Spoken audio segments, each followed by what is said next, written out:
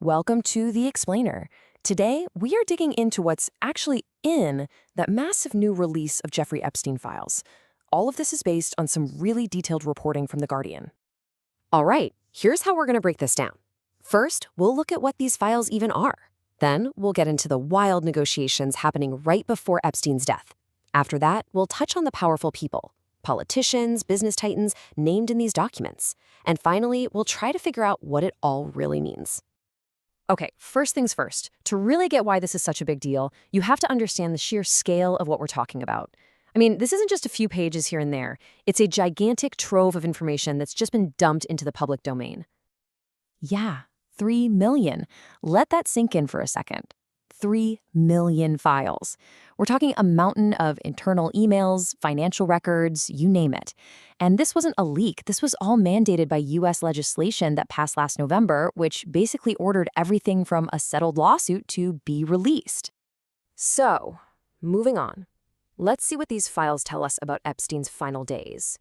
Because it looks like there was some pretty high-stakes legal maneuvering going on right before he died. Okay. Check out the timing on this. This is what's really wild. Less than 2 weeks.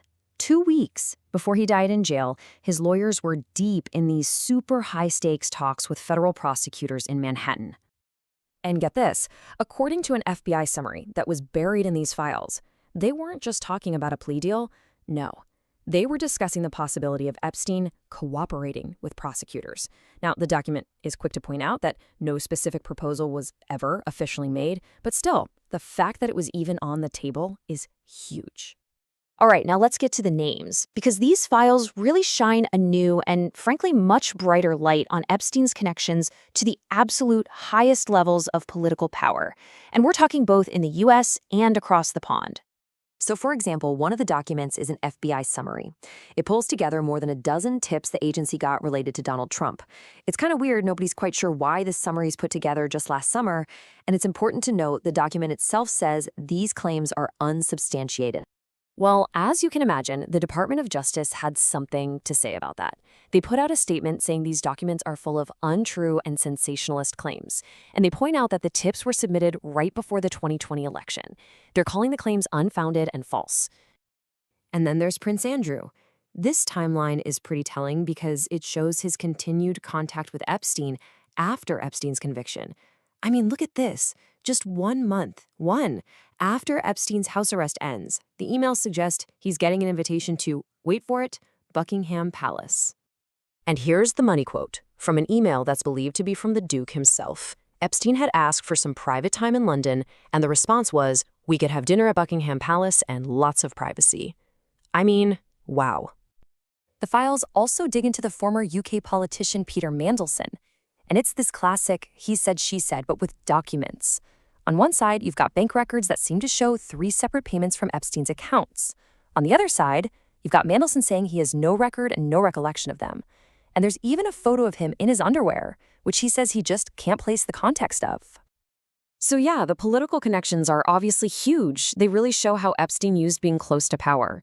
But his network, his web, it went way beyond government. It was woven all through the worlds of big business, tech, and of course, Hollywood. And this is a really interesting one. Elon Musk.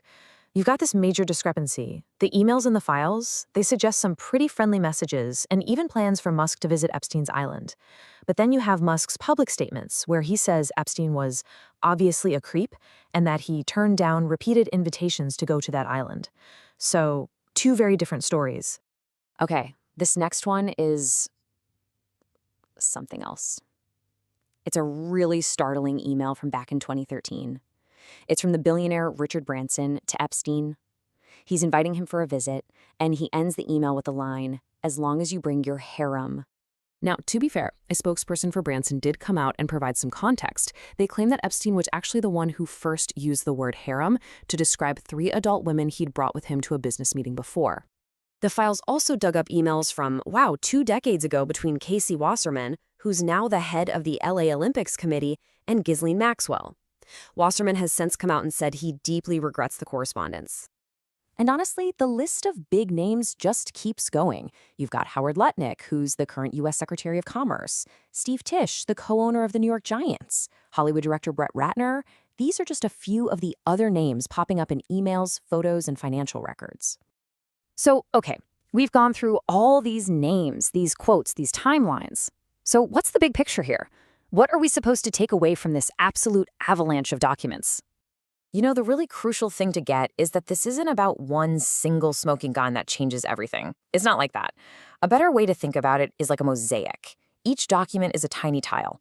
And when you put all these millions of tiles together, you start to see a much, much clearer and more detailed picture of the world Epstein built around himself and all the powerful people who were a part of it. But, and this is a big but, it's just as important to understand what these files don't do. Sure, they confirm a ton of connections, they expose private conversations we never would have seen, but they don't give us the whole story. Not by a long shot. There are still so many questions about his actual criminal enterprise that are just left hanging. And that kind of leaves us with this final big question, doesn't it? These files have thrown a floodlight on the incredible scope of Epstein's network. We can see exactly how he used access to powerful people as a kind of currency. So yeah, we know more than we ever have before.